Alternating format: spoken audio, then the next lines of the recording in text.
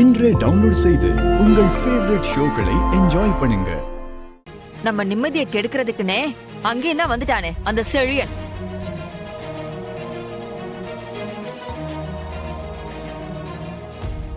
எப்பெல்லாம் நம்ம கொஞ்சம் ரிலாக்ஸ்டா இருக்கணும்னு நினைக்கிறோமோ அப்பெல்லாம் கரெக்டா ஏதாவது ஒரு ரூபத்துல வந்து நம்ம நிம்மதியெல்லாம் கெடுத்து விட்டுருவான்.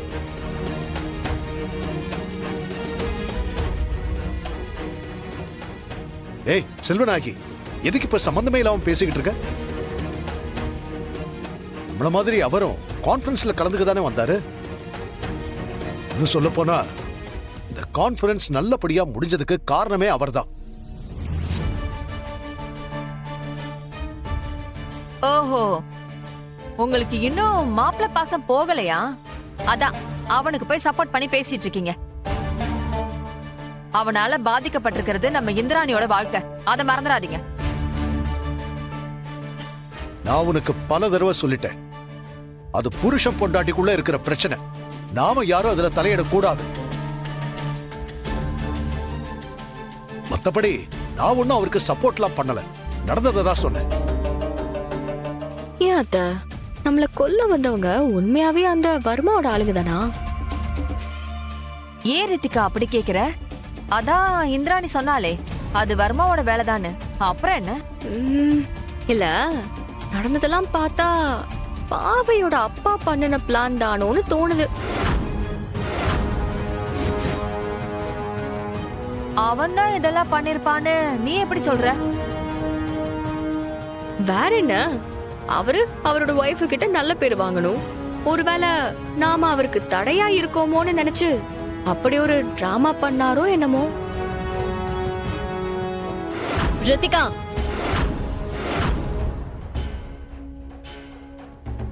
எல்லாத்துக்கும் ஒரு லிமிட் இருக்கு.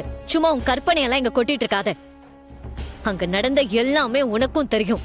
அந்த ரவுடிங் எல்லாம் செழியன் அனுப்பின ஆளுங்கன்னு சொல்றியா? கொலை பண்ற அளவுக்கு அவர் ஒன்னும் மோசமான ஆள் கிடையாது. யார பத்தியும் முழுசா தெரிஞ்சுக்காம இப்படி பேசாத.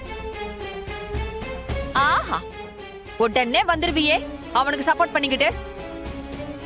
ஏ, இப்ப ரித்திகா அப்படி என்ன தெரியாம பேசிட்டா? அவ கரெக்டா தானே சொல்றா? அந்த செழியனை பத்தி உன்னை விட எங்களுக்கு நல்லா தெரியும். அவனுக்கு அந்த ரவுடிங்க சவாசம் எல்லாமே இருக்கு. அதனால ரித்திகா சந்தேகப்படுறது உண்மையா இருக்க கூட வாய்ப்பு இருக்குல்ல? சத்தியமா அவருக்கு ரவுடிங்க சகவாசம் கிடையவே கிடையாது. நீங்க தான் அப்படி ஏதோ தப்பா புரிஞ்சிட்டு இருக்கீங்க. பாத்தீங்கல்ல, அவர் எதுக்காக தலையில கட்டு போட்டிருந்தாருன்னு தெரியும்ல. அத கூட நீங்க தப்பா யோசிக்கலாம்.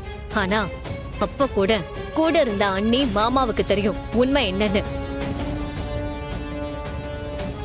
இத பாரு ஐலி, நீ நேத்து இந்த வீட்டுக்கு வந்தவ. அவனால நாங்க எவ்வளவு அவமானப்பட்டிருக்கோம்னு உனக்கு தெரியாது. போதும், நிறுத்துங்க. என்ன, இந்த வீட்டுல கொஞ்ச நேரம் கூட அமைதியா இருக்க முடியாதா?